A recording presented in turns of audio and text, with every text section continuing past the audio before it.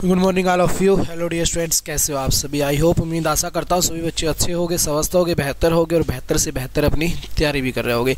तो last class के अंदर हम पढ़ रहे थे भाई बंगाल अधिकार के बारे में पढ़ रहे थे और हम पढ़ चुके थे इलाहाबाद की संधि तक। कब हुई थी भाई इलाहाबाद की संधि?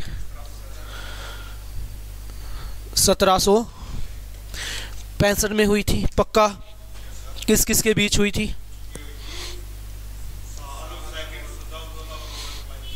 1765 इलाहाबाद की संधि।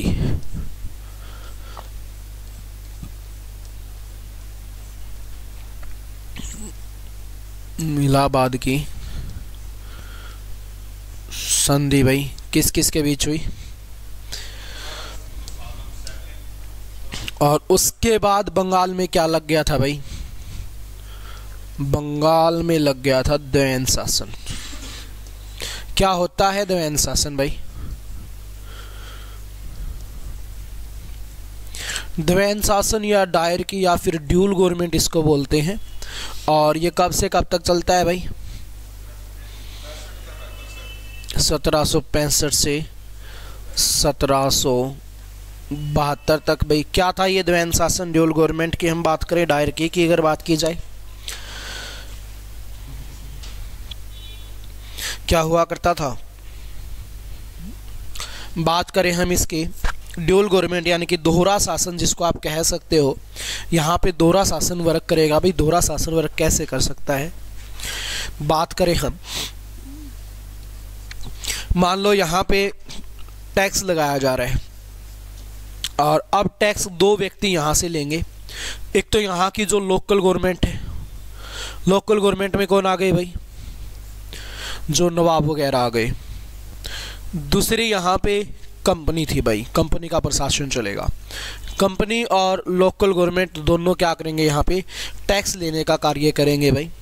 अब यहाँ से टैक्स किस तरीके से लिया जाएगा इसकी अगर हम बात करें, लोकल गवर्नमेंट टैक्स को डिसाइड करेगी कि भाई पर बंदे के हिसाब से मान लो 100 रुपये टैक्स लेना है। तो इसमें कंडीशन रख दी गई कि जितना लोकल गवर्नमेंट टैक्स लेगी उतना ही टैक्स कौन लेगा?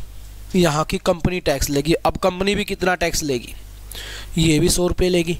तो इसका इफेक्ट किस पे पड़ेगा भाई? आम आदमी पे पड़ेगा। पहले उसका 100 रुपये में काम चलता था, अब सीधे उसको कितने रुपए देने पड़े? 200 रुपये देने पड़े। उसके बाद फिर आगे बढ़े हम, और क्या कार्य हुआ भाई? दूसरी कंडीशन इसमें कंपनी ने क्या रखी कि जितना भी लोकल गवर्नमेंट के पास आएगा उसका 81% किसके पास जाएगा? कंपनी के पास जाएगा। मान लो 100 रुपये आया लोकल गवर्नमेंट के पास टैक्स, तो 81% किसके पास चला जाएगा? कंपनी का। सीधा भी लेगी और लोकल गवर्नमेंट से भी लेगी। अगली कंडीशन रखी गई, विकास के कार्य जितने भी होंगे कौन करेगा? ये करेगी लोकल गवर्नमेंट। अब जो भी कार्य करना है, किसी को रोजगार देना है, सड़कें बनानी है, कुएं बनवाने, फलाना दगड़ाना, सारे काम कौन करेगी? Local government. और गवर्नमेंट चलती किस पे है? टैक्स पे। अब टैक्स बचता है 19%। 19% में क्या होगा? कुछ भी नहीं होगा। तो फिर लोकल गवर्नमेंट क्या करेगी? टैक्स को बढ़ाएगी। अब जितना टैक्स बढ़ेगा लोकल गवर्नमेंट को उसका कोई खास फायदा तो नहीं होगा, लेकिन फायदा किसको होगा? कंपनी को होगा। एक तरह से कह सकते हो बंगाल को क्या किया जाएगा? डायरकी या द्वैन शासन के माध्यम से लूटा जाएगा। चीजें चलती गई, हम चुपचाप बैठे हैं, आवाज ही नहीं कर रहे, बोल ही नहीं रहे हैं। हम चुप ही रहते हैं। हम बोलते कब हैं? जब हमारी गर्दन पे पाँव आ जाता है तब हम थोड़ा बोलने की कोशिश करते हैं। अदरवाइज ठीक है भाई, चल रहा है, महंगाई कितनी भी बढ़ रही है, बढ़ने दो, कोई फर्क नहीं पड़ता, हमारा काम चल रहा है ना, बस। तो वही काम यहाँ पे हो रखा है। अब टैक्स यहाँ पे बढ़ाया जा रहा है, बंगाल क्या हो रहा जा रहा है भाई? लुटता जा रहा है। तो अब विद्रोह होने स्टार्ट हो गए। कहाँ पे विद्रोह हुए भाई? विद्रोह हुए यूरोप के अंदर। विद्रोह कहाँ पे होना चाहिए था? बंगाल में विद्रोह होना चाहिए था, लेकिन विद्रोह हुआ यूरोप में। यूरोप में विद्रोह होने के पीछे रीजन क्या था? सारी कंपनियां कहाँ से आई थी? यूरोप से। चाहे वो पुर्तगाल हो, डच हो, डेनिश हो या फिर फ्रांसीसी हो, सारी कंपनियां वहीं से आई। उन सारी कंपनियों को बाहर निकालने का कार्य किसने किया?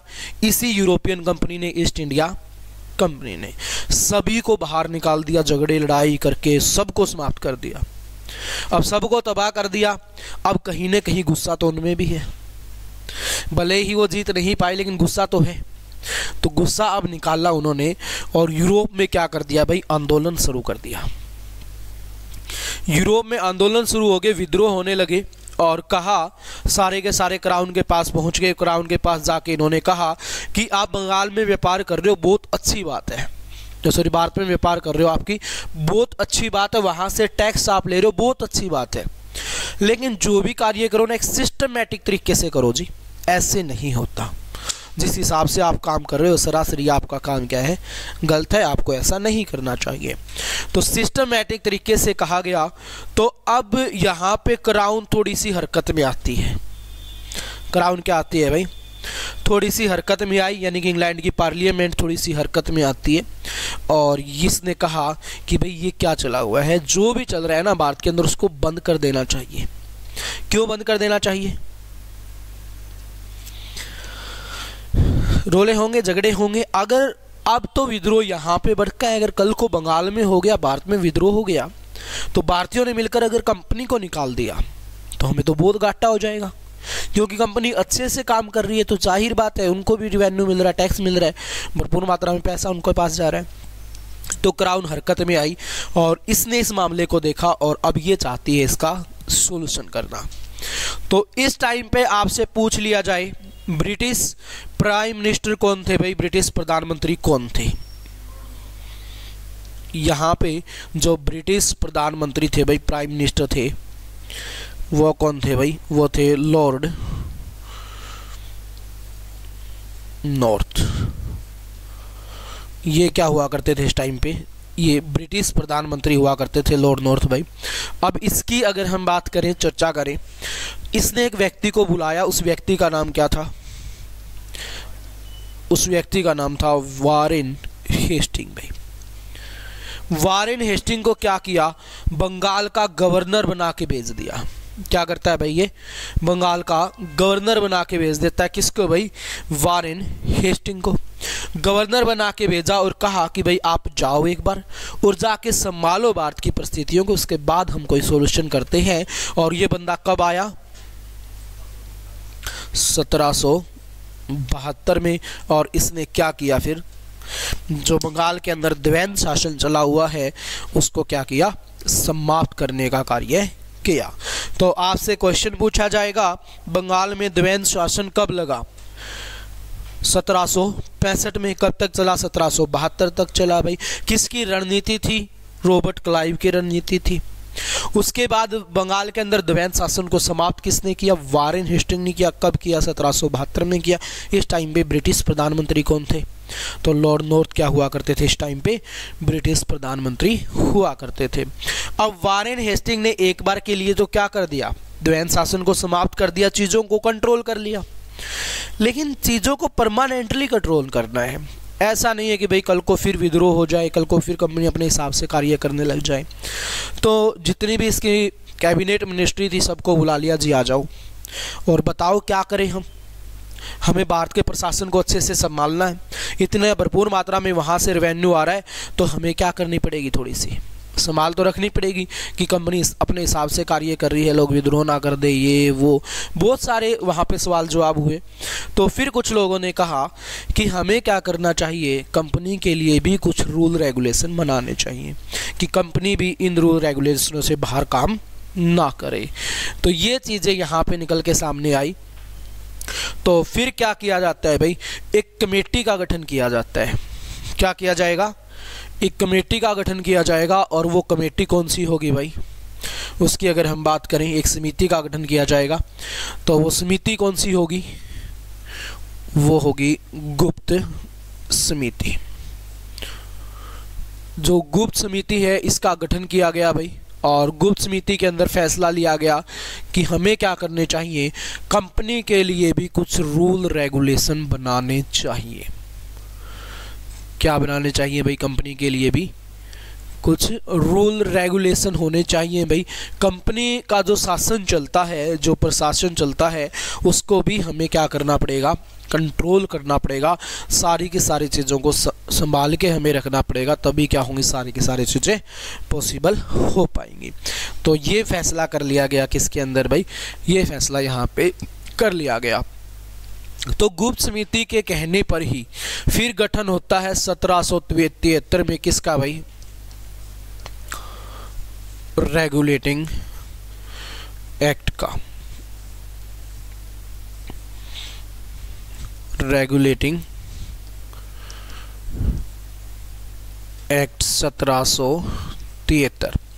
अब रेगुलेटिंग एक्ट का गठन कर दिया गया 1773 में, एक अधिनियम बना दिया गया भाई, और उस अधिनियम को हम किस नाम से जानते हैं,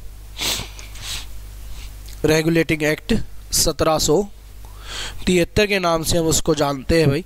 इसकी अगर हम बात करें, इसकी हम क्या करें भाई, थोड़ी सी अगर चर्चा करें तो आपसे क्वेश्चन 2-3 यहाँ से बनेंगे कि जो रेगुलेटिंग एक्ट है इसका गठन किस समिति के कहने पर किया गया, गुप्त समिति के कहने पर किया। इस टाइम पे ब्रिटिश प्रधानमंत्री कौन थे, तो लॉर्ड नॉर्थ क्या हुआ करते थे, इस टाइम पे ब्रिटिश प्रधानमंत्री हुआ करते थे। इस रेगुलेटिंग एक्ट के द्वारा क्या प्रावधान रखा गया, पहला ही एग्जाम्पल क्या किया गया इसके अंदर, किस चीज पे इसमें ध्यान दिया गया, इसमें ध्यान दिया गया, इसमें कहा गया इस अधिनियम के द्वारा, इस अधिनियम के द्वारा, अधिनियम के द्वारा, अधिनियम के द्वारा पहली बार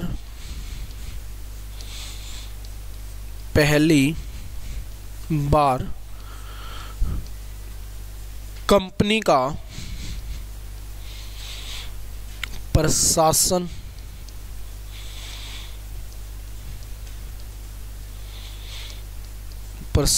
व व्यापार,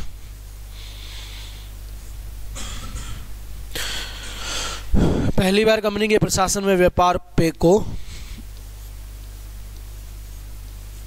अधिकार में लिया गया भाई,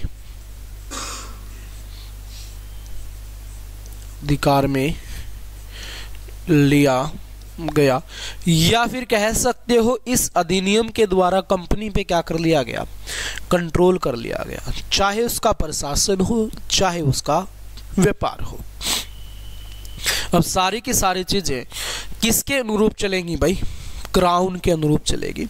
बाउंडेशन लगा दी, कंडीशन लगा दी काफ़ी सारी, किन कंडीशनों के बाहर आपको कार्य करना ही नहीं है, तो क्या किया गया, नियंत्रण करने का कार्य किया गया किस अधिनियम के तहत, रेगुलेटिंग एक्ट 1773 के तहत। आपसे डायरेक्ट क्वेश्चन पूछा जाएगा, कंपनी के प्रशासन और व्यापार को कंट्रोल करने के लिए किस अधिनियम को पारित किया गया था, तो रेगुलेटिंग एक्ट 1773 को पारित किया गया था।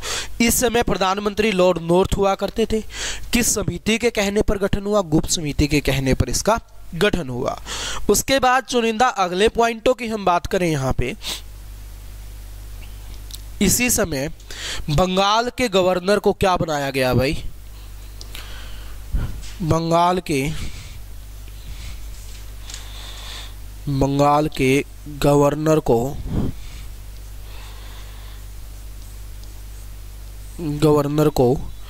बंगाल का गवर्नर जनरल बनाया गया भाई, बंगाल का गवर्नर जनरल बनाया गया। किसके द्वारा बनाया गया भाई,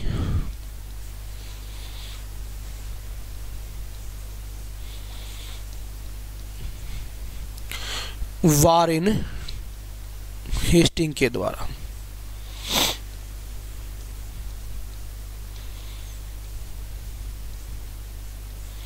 किसके द्वारा बनाया गया भाई, वारेन हेस्टिंग के द्वारा क्या किया जाता है, जो बंगाल का गवर्नर था, बंगाल का गवर्नर जनरल बन गया, और पहला व्यक्ति कौन था, वो था वारेन हेस्टिंग। आपसे पूछ लिया जाए बंगाल का पहला गवर्नर जनरल कौन बना, तो वारेन हेस्टिंग बना था भाई।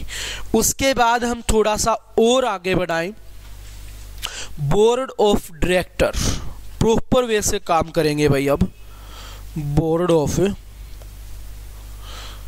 डायरेक्टर, या फिर जिसको कह सकते हो आप निदेशक मंडल, क्या कहते हो, बोर्ड ऑफ डायरेक्टर यानी कि निदेशक मंडल।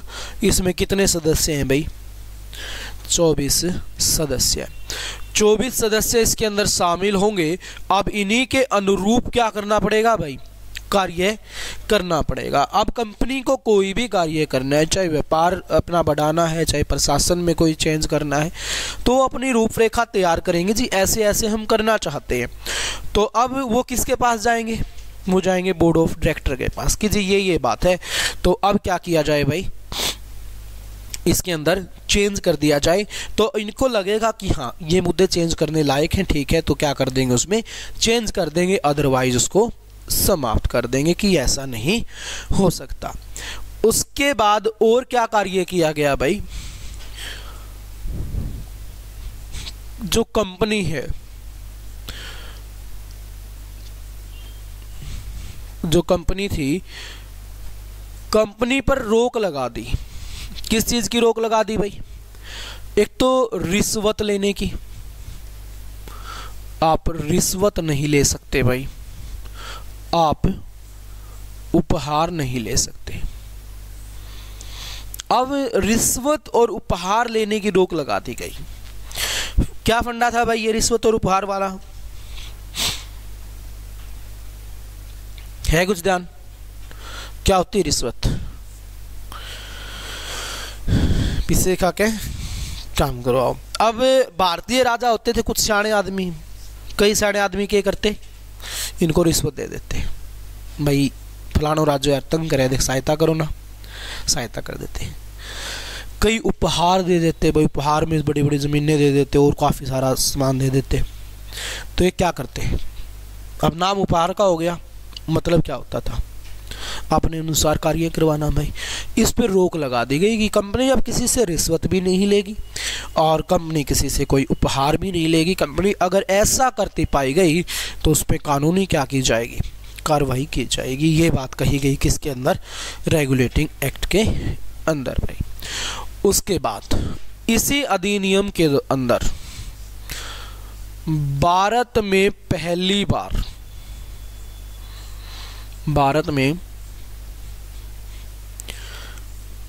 बार सुप्रीम कोर्ट की स्थापना की गई भाई। सुप्रीम कोर्ट की स्थापना, सर्वोच्च न्यायालय की स्थापना की गई।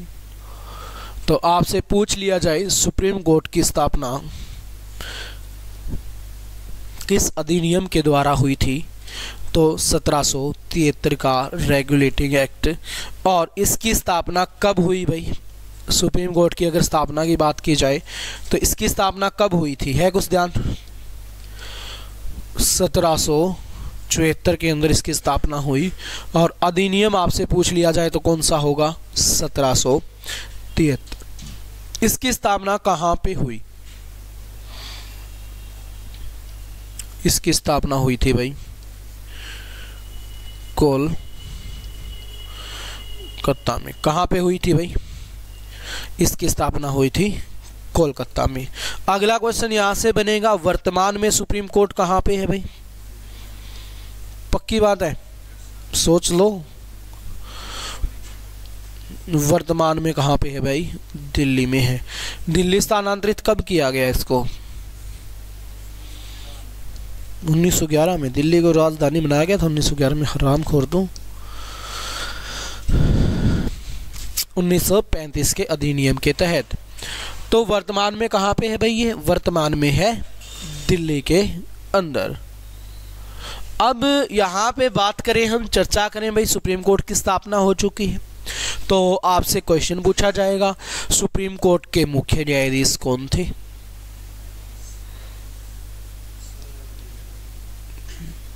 कौन थे?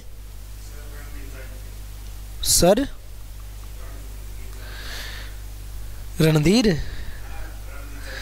रणजी के पता नहीं। मुख्य न्यायाधीश भाई। खुद की ही कॉपी में पता नहीं क्या क्या लिख रखा है रामखोरों ने।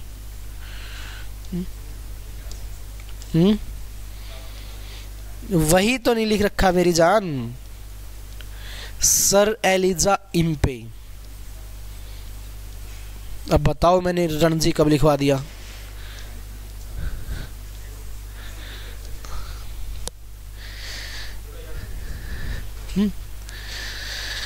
मेरी महाभारत तू क्या करे तेरा, वह के लिखे जावे, एक ऑप्शन मिले फिर इनमें से कोई नहीं, और फिर फट टिक कर क्या इनमें तो कोई ना, और फिर नुआ शर्त ने मेरे क्वेश्चन गलत करा दियो।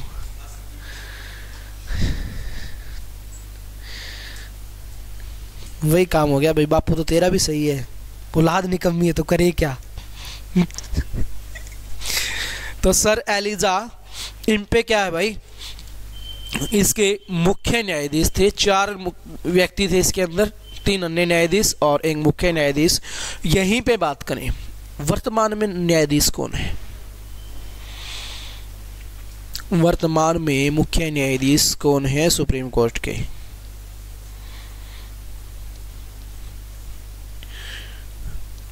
DY चंद्रचूड़ भाई,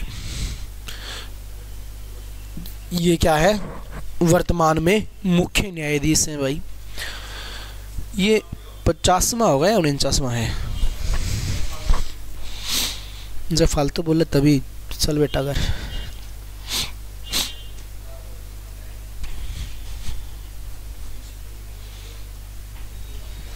और ये तो बिल्कुल ही सपोर्ट नहीं करता है, तो बहुत एंटी है, और ये अभी तक टिका हुआ है, मतलब बहुत अच्छी बात है। और हटा देंगे, मौका नहीं मिला होगा। तो यहाँ पे बात करें भाई, तो इसी अधिनियम के तहत सुप्रीम कोर्ट की स्थापना। हमारे संविधान के 3 महत्वपूर्ण पिलर कौन कौन से, एक विधायिका, एक कार्यपालिका और एक न्यायपालिका। चौथा पिलर बोलते हैं मीडिया को। मीडिया का काम होता है प्रत्यक्ष करने का। आपने सुना है ना, प्रत्यक्ष को प्रमाण की जरूरत नहीं। हाँ बताओ।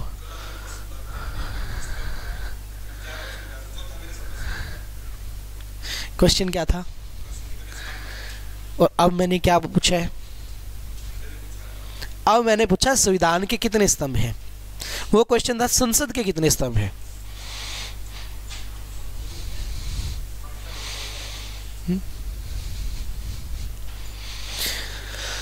ठीक है, तो संविधान के 3 स्तंभ हैं। संविधान के 3 स्तंभ कौन कौन से होते हैं भाई,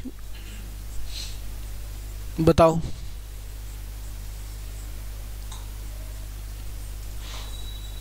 एक तो राष्ट्रपति महोदय, यस सर।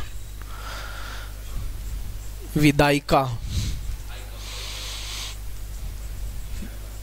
एक कार्यपालिका,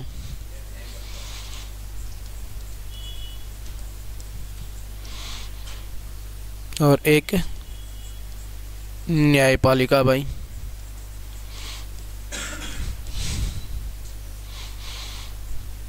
ठीक है, और चौथा मीडिया को बोल देते हैं। तो कि संविधान के स्तंभ वो थे संसद के स्तंभ। संसद के स्तंभ राष्ट्रपति, राज्यसभा और लोकसभा। और संसद के सदन कितने हैं, 2।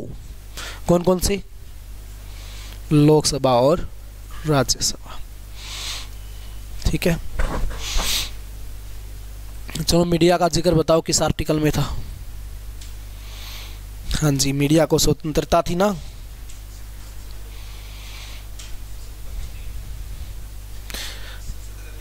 हाँ जी, संसद के 3 स्तंभ, राष्ट्रपति, लोकसभा और राज्यसभा। बताओ भाई, मीडिया को आज़ादी पढ़ी थी आप लोगों ने तो कल।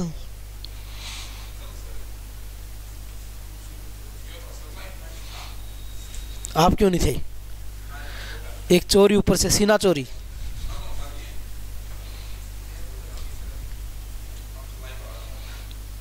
आर्टिकल 19, 20, 21, 22, 23, 24, 25 एक ही बताना है तेरे को। तो 18, 19, 20, 21 20 में फिर धमकाओ क्यों यार। और क्या, तो कह लो क्या बोला है, मैं ही कौन धमकाता था हमने।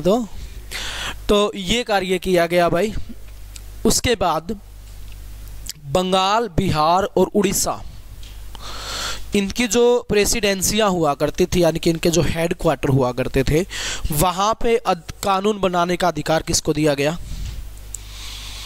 वो दिया गया बंगाल के गवर्नर जनरल को। किसको दिया गया भाई? बंगाल के गवर्नर जनरल को अधिकार दिया गया था।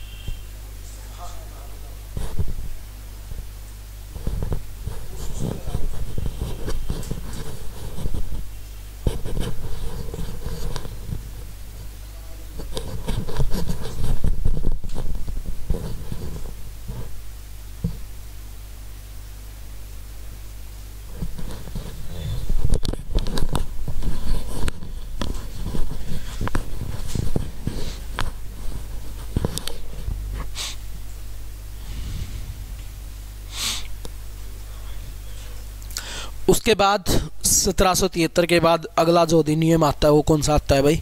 1781 का अधिनियम। 1781 के अधिनियम को हम क्या कहते हैं? Settlement act.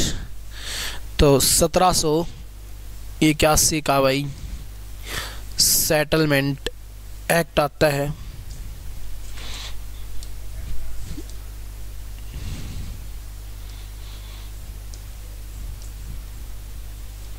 ये सेटलमेंट एक्ट क्या है भाई?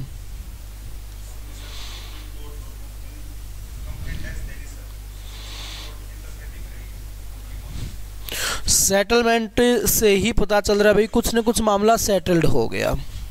इसमें क्या किया गया कि कंपनी का जो टैक्स से संबंधित मामला है, टैक्स से संबंधित जो भी मामला है, अब कंपनी खुद देखेगी, उसको ये डिसाइड करेगी हमें कहाँ से कितना टैक्स लेना है, कितना छोड़ना है, क्या करना है टैक्स का, कैसे नहीं करना है, कैसे वसूलना है, कैसे नहीं वसूलना, सारी चीज़ें कर दी गई।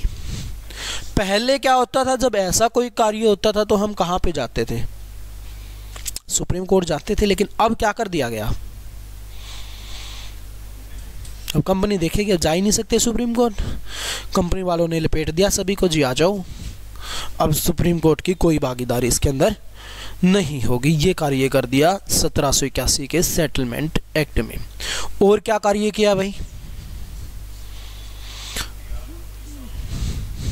और क्या किया? बंगाल से बाहर का मामला, बंगाल से बाहर का जो मामला होगा, ये सीधा सुप्रीम कोर्ट नहीं जाएगा, तो कहां पे जाएगा? ये जाएगा गवर्नर के पास। गवर्नर कौन था? गवर्नर जनरल के पास जाएगा जी। बंगाल से बाहर का जो मामला है वो सीधा जाएगा गवर्नर जनरल के पास। गवर्नर जनरल इसको देखेगा कि भाई क्या करना है और क्या नहीं करना है।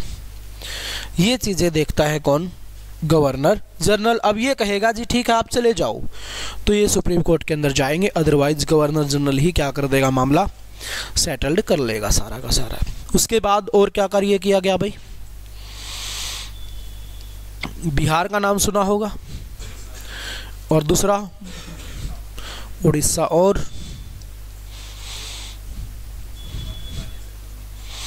क्या कर दिया? बंगाल के अधीन।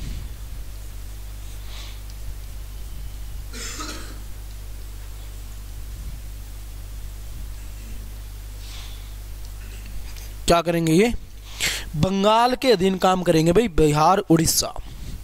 अब जो गवर्नर जनरल बंगाल में कानून बनाएगा वही कानून कहाँ पे लगेगा? वही कानून बिहार और उड़ीसा में लगाया जाएगा। और क्या कार्य किए गए सेटलमेंट एक्ट में?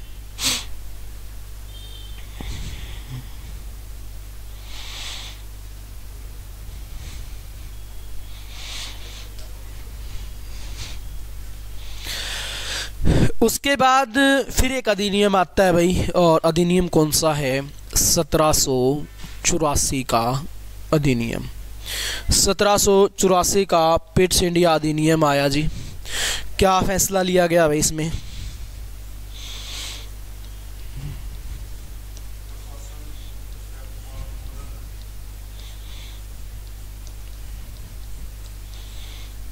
पिट्स इंडिया अधिनियम भाई, जैसे ही ये पिट्स इंडिया अधिनियम आता है 1784 के अंदर, इसके अंदर अहम फैसला लिया गया। सबसे पहला, कंपनी द्वारा अधिकृत क्षेत्र या कंपनी द्वारा जीते गए प्रांत,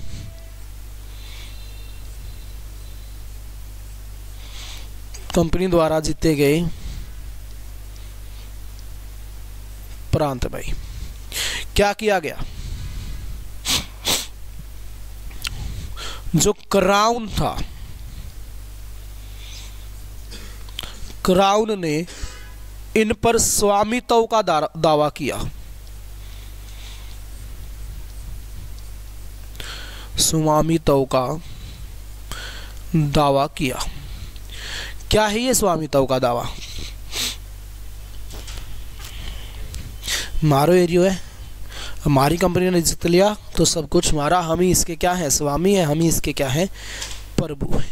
ये बात कही गई किसके अंदर? पिट्स इंडिया अधिनियम 1784 के अंदर, कि सब कुछ ये हमारा होगा, हमारे अधीन ही क्या करेगा भाई? कार्य करेगा। ऐसा अगर आप लोग नहीं करोगे, अगर आप लोगों को कोई आपत्ति है तो आप हमारे पास आओ, हम आपको बड़े अच्छे से समझाएंगे, प्यार से समझाएंगे, दोबारा आप बोलोगे नहीं। उसके बाद और क्या कार्य किया गया भाई?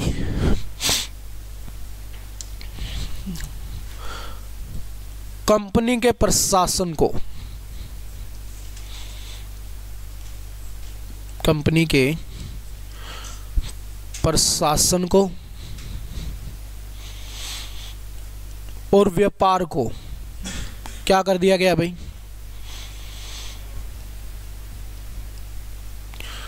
और व्यापार को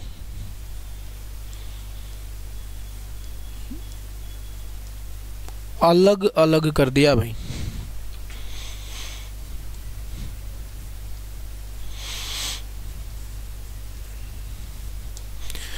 क्या किया गया? कंपनी के व्यापार को और प्रशासन को अलग अलग कर दिया गया। कैसे? क्या कर दिया गया ऐसा? है कुछ? बताओ।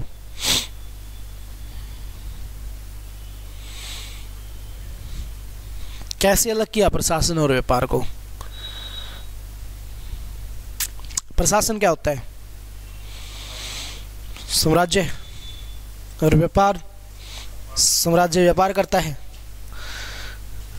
प्रशासन चलता है। अब मान लो हमारा प्रशासन कौन चलाता है वर्तमान में? खट्टर जी, खट्टर जी ने संभाल रखा है सब कुछ। और व्यापार, व्यापारी संभाल रहे। दोनों चीज खट्टर को दे दी जाए और सूत्री डालो जाएगा। अब पहले क्या हुआ? कंपनी मेजरली काम किस पे करती है? व्यापार पर। प्रशासन तो ठीक है चला रही है। अब कंपनी को बनाना है कानून, तो कैसा कानून बनाए वो? जिसमें उसका फायदा होगा वही काम करेगी कंपनी। तो जाहिर बात है, उसको लग रहा है कि भाई ये बात सही है तो यही करेंगे हम, तो इसमें हमारा फायदा हो रहा है तो हम वही कानून बनाएंगे। तो उसमें मारा गया कौन? हम लोग मारेंगे, दूसरा कौन मारा जाएगा? तो दोनों को अलग अलग कर दिया कि प्रशासन कोई और व्यक्ति करेगा भाई, चलाएगा, व्यापार कोई और व्यक्ति चलाएगा। तो यहाँ पे गठन किया गया किसका भाई? बोर्ड ऑफ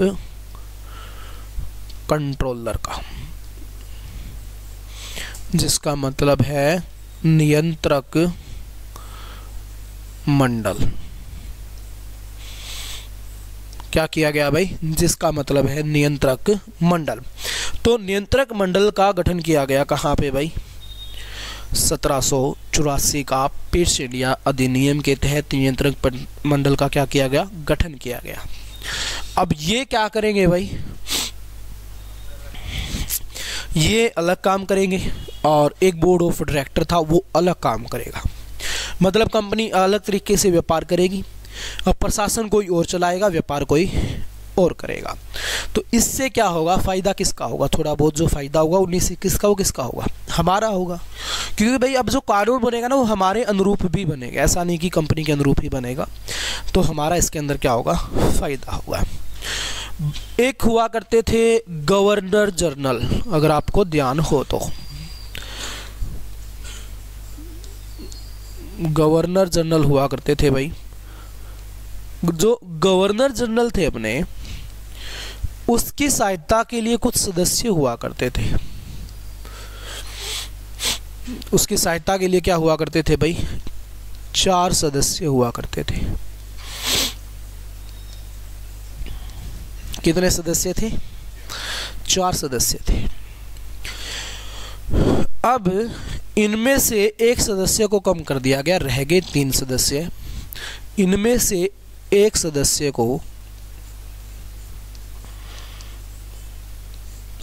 को चीफ कमांडर बना दिया भाई।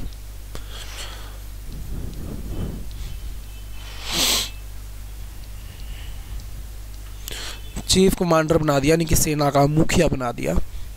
जो 4 सदस्य हुआ करते थे, गवर्नर को सहायता देते थे, सलाह देते थे कि जी ये काम कर लो वो कर लो, एक कम कर दिया और एक को क्या बना दिया, चीफ कमांडर बना दिया। सेना के अंदर सेना का प्रमुख इसको बना दिया भाई। उसके बाद फिर हम इसको थोड़ा सा आगे और बढ़ाए भाई, आगे लेके इसको हम चलें थोड़ा सा। ये कर दिया गया भाई। आपने उड़ीसा का नाम सुना होगा, मद्रास का,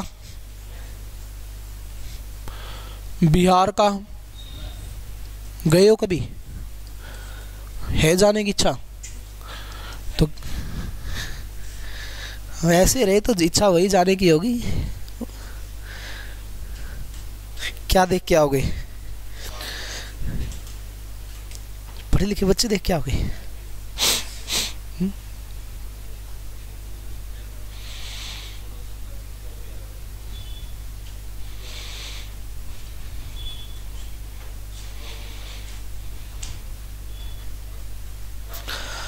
इनको क्या कर दिया भाई, बंगाल के अधीन कर दिया। ठीक है, अब इनमें कानून कौन बनाएगा, बंगाल बनाएगा भाई। उसके बाद इसी दौरान 1785 महाभियोग लगा। किस पे भाई, वारेन हेस्टिंग पे महाभियोग लगा भाई। कब की बात है ये, 1785 की।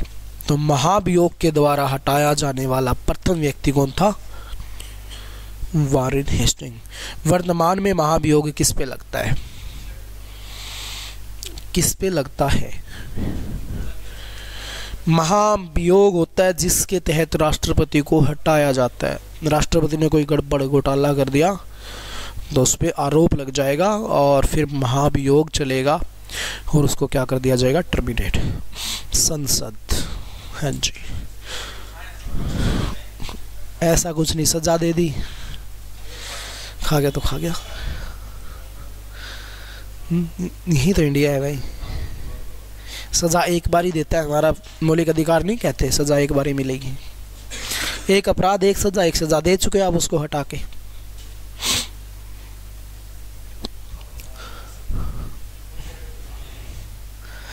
अब कई आपने देखा होगा गवर्नमेंट के अच्छे रेपुटेटेड पद पे रहते हुए अच्छी खासी बड़ी मतलब घपला कर देते हैं, वो उनको जेल हो जाती है तो जेल काट के आ जाते हैं आराम से। तो वो चीज़ होती है भाई। ठीक है, ये एक सजा, एक अपराध एक सजा। कौन से आर्टिकल में है,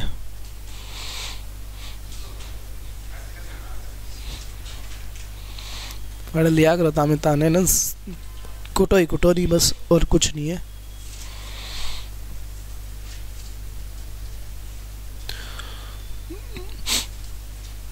यहाँ से शुरू किया था। इलाहाबाद की संधि लास्ट क्लास में पढ़ ली थी, 1765 में हुई थी। उसके बाद बंगाल में द्वैन शासन लगा था। द्वैन शासन क्या था, दो गवर्नमेंटें काम करेंगी, एक लोकल गवर्नमेंट, एक गवर्नर। ठीक है, यूरोप में इसके वजह से क्या हो गए थे भाई, आंदोलन हो गए थे। ब्रिटिश प्राइम मिनिस्टर ने सोचा यहाँ पे हो सकता है तो वहाँ पे भी हो सकते हैं, इसलिए वारेन हेस्टिंग को भेज दिया और 1772 में द्वैन शासन समाप्त हो गया। उसके बाद गुप्त समिति का गठन किया गया, जिसने कहा कि महाराज कंपनी पे भी क्या होने चाहिए, कुछ रूल रेगुलेशन अप्लाई होने चाहिए, तो रेगुलेटिंग एक्ट का गठन किया गया। पहला ऐसा अधिनियम जिसके कंपनी के व्यापार और प्रशासन दोनों पे क्या किया गया, नियंत्रण किया गया। बंगाल का जो गवर्नर हुआ करता था उसको बंगाल का गवर्नर जनरल बना दिया। नाम क्या था, वारेन हेस्टिंग था भाई। बोर्ड ऑफ निर्देशक मंडल का गठन 24 सदस्य इसके अंदर शामिल थे। उसके बाद कंपनी रिश्वत नहीं ले सकती, उपहार नहीं ले सकती, सभी बंद हो गई चीज़ें। बाद में पहली बार सुप्रीम कोर्ट की स्थापना की गई 1774 के अंदर की गई भी, कोलकाता में की गई। वर्तमान में कहाँ पे है, दिल्ली में है। पहला मुख्य न्यायाधीश कौन था, सर एलिचाइन पे हुआ करते थे। अगला क्वेश्चन यहाँ से, सेटलमेंट एक्ट। कंपनी अब जो भी टैक्स लेगी सुप्रीम कोर्ट की कोई हिस्सेदारी नहीं होगी। बंगाल से बाहर के मामले गवर्नर जनरल भी समेट सकता है, उसकी परमिशन लेनी पड़ेगी। बिहार उड़ीसा को बंगाल के अधीन कर दिया गया। 1784 का अधिनियम है भाई, कंपनी द्वारा जीते गए प्रांत क्राउन क्या करेगा भाई, स्वामित्व का दावा कर देता है इन पे। उसके बाद कंपनी के प्रशासन और व्यापार को क्या कर दिया गया, अलग अलग कर दिया गया। बोर्ड ऑफ कंट्रोलर का गठन कर दिया गया। नियंत्रक मंडल जो किसको संभालेगा, प्रशासन को भाई। गवर्नर जनरल की सहायता के लिए 4 सदस्य हुआ करते थे, 3 रह गए, एक को क्या बुला दिया, सदस्य को चीफ कमांडर बुला दिया गया। और 1785 में महाभियोग के द्वारा किसको हटा दिया गया भाई, वारेन हेस्टिंग को हटा दिया गया। वारेन हेस्टिंग पहला व्यक्ति जिसको महाभियोग के द्वारा हटाया गया है। इसके अलावा आज तक किसी को भी महाभियोग के द्वारा नहीं हटाया गया। ये है भाई थोड़ा सा आपका अधिनियम। ठीक है, अब कुछ पूछना है, कोई श्रद्धा है, कोई इच्छा है तुम्हारी? नहीं भाई, भारत का कोई नहीं था। 1935।